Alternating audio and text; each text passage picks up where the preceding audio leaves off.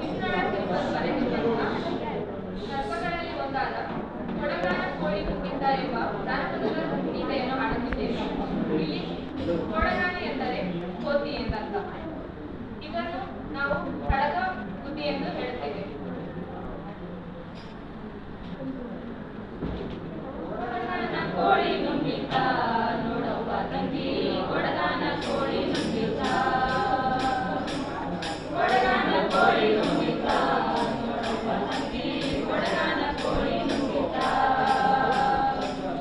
ಆಡುವಾನೆಯ ನುಗ್ಗಿ ಗೋಡೆ ಸುಣ್ಣವ ನುಗ್ಗಿ, ಆಡುವಾನೆಯ ನುಗ್ಗಿ ಗೋಡೆ ಸುಣ್ಣವ ನುಗ್ಗಿ, ಆಡಲು ಬಂದ ಪಾದದವಳ ಮತ್ತರೆ ನುಗ್ಗಿದ್ದ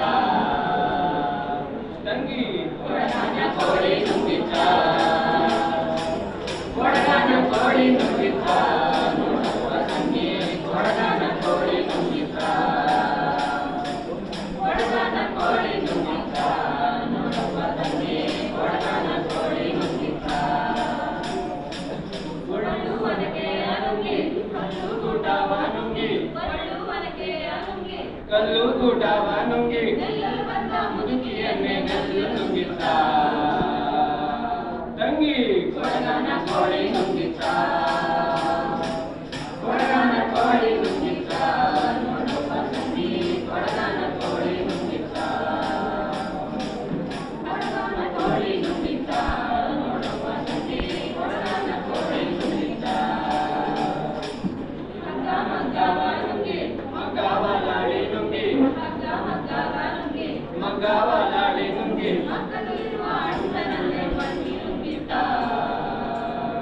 ತಂಗಿ, ಕೊಡಗಾನ ಕೋಳಿ ನುಗ್ಗಿದ್ದ,